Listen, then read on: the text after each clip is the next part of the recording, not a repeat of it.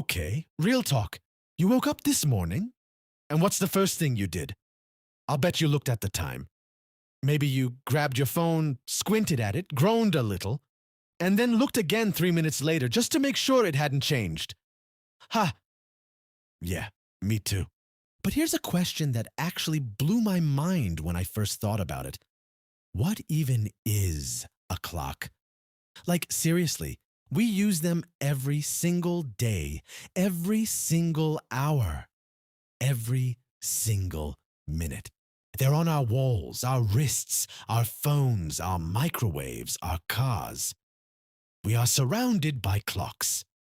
And yet most of us have literally never stopped to ask, how does this thing actually work? Where did it come from? And why do we even need it?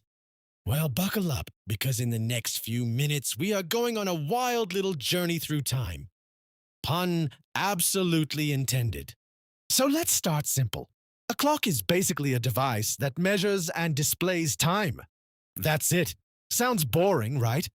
But the way it does that, oh, that's where it gets really interesting. At its core, every clock, every single one, from a cheap plastic alarm clock to the most precise atomic clock in the world, has two jobs. Job number one, it needs something that repeats at a steady, reliable rate. Scientists call this an oscillator. And job number two, it needs to count those repetitions and then show you what that number means in terms of seconds, minutes, and hours. Think of it like a heartbeat. Your heart beats thump, thump, thump at a fairly regular pace. If you counted those beats and knew the average rate, you could actually estimate time. Old civilizations kind of did exactly that. Just not with heartbeats. They used shadows, water, candles, and eventually swinging pendulums. We'll get there. But the principle? Always the same. Find something that repeats. Count it. Done. It's honestly kind of beautiful when you think about it. A clock is just a really good counter of repeated things. All right, let's do a super quick time travel trip through history. Because the story of how humans learned to measure time is honestly kind of nuts. It all started with the sun. Our ancient ancestors looked up at the sky and noticed, hey, the sun moves across in a predictable arc every day. So they invented the sundial. You stick a pole in the ground, the shadow moves, and boom, you have a rough idea of what time it is. Pretty clever for 3500 BC, right? But sundials had a huge problem. They don't work at night, and they don't work when it's cloudy.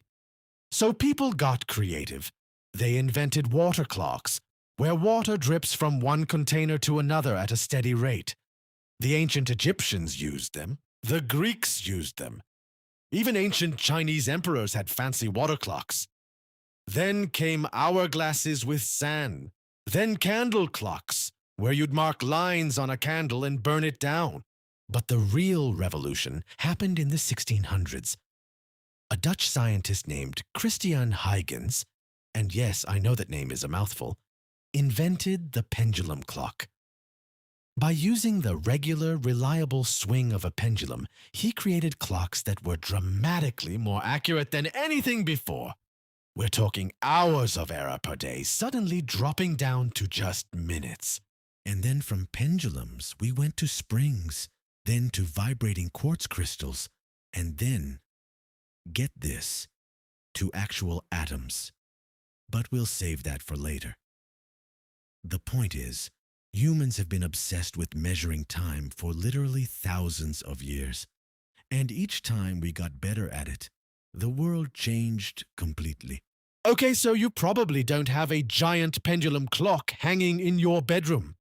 Unless you're very fancy, in which case, respect. Most of us have either a quartz clock or a digital clock powered by a tiny chip. So how do those work? Let's talk about quartz clocks first. Inside your basic wall clock or wristwatch, there's a tiny crystal of quartz. That's a mineral, basically a fancy rock.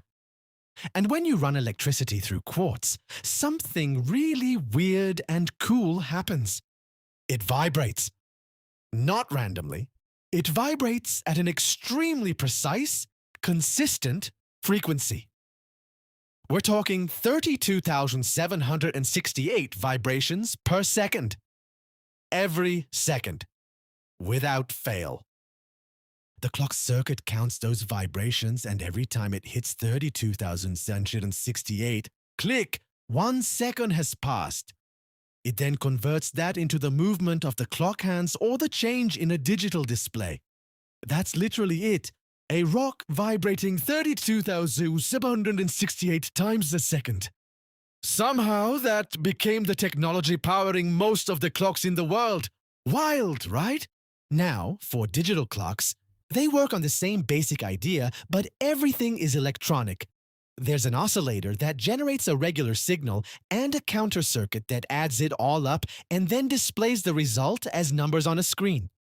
Simple, elegant, and incredibly accurate. The craziest part? Your smartphone clock. It doesn't just rely on its internal quartz crystal. It actually syncs with atomic clocks through the internet or GPS satellites to make sure it's always exactly right. We'll talk about those in just a second. So next time you glance at a clock, on your phone, on your wall, on your wrist, maybe take half a second to appreciate it. That little device is the result of thousands of years of human ingenuity, curiosity, and the unshakable need to answer one very simple question. What time is it? Thanks for watching. If you enjoyed this video, hit that like button. It actually helps more than you know. Subscribe if you want more of these deep dives into things you never knew you wanted to understand. And hey, I'll see you next time, whenever that is.